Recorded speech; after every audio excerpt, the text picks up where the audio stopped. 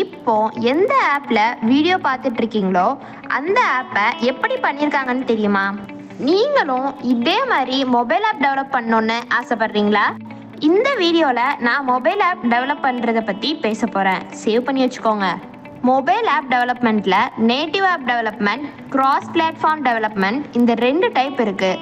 Native app டெவலப்மெண்ட்னா நீங்கள் ஆண்ட்ராய்டுக்காக பண்ணுற application iOSல work ஆகாது. iOSக்காக பண்ணுற அப்ளிகேஷன் ஆண்ட்ராய்டில் ஒர்க் ஆகாது. ஆண்ட்ராய்டில் நீங்கள் ஒரு ஆப் பண்ணணும்னு நினச்சிங்கன்னா ஜாவா ஆர் காட்லின் ப்ரோக்ராம் எல்லாமே தேவைப்படும். அதுவே iOSல ப்ரோக்ராம் பண்ணணும்னு நினச்சிங்கன்னா உங்களுக்கு ஷிஃப்ட் ப்ரோக்ராமிங் லாங்குவேஜ் தேவைப்படும். நான் ஒரே ஒரு ஆப் தான் டெவலப் பண்ணுவேன். அது ஆண்ட்ராய்ட்லேயும் ஒர்க் ஆகணும், iOSலேயும் ஒர்க் ஆகணும். அப்படின்னா கிராஸ் பிளாட்ஃபார்ம் டெவலப் பண்ணுவீங்க. கிராஸ் பிளாட்ஃபார்ம் டெவலப் பண்ணுறதுக்கு ரியாக்ட் ஆர் ஃப்ளட்டர் தேவைப்படும். ஃப்ளட்டர் டெவலப் பண்ணுறதுக்கு டாட் ப்ரோக்ராம் லாங்குவேஜ் தேவைப்படும். அதுவே ரியாக்ட் நேட்டிவில் டெவலப் பண்ணுறதுக்கு ஜாவா ஸ்கிரிப்ட் தேவைப்படும். மேலும் விவரங்களுக்கு மாஸ் அக்ராமியை காண்டாக்ட் பண்ணுங்கள். Contact number 9790571684.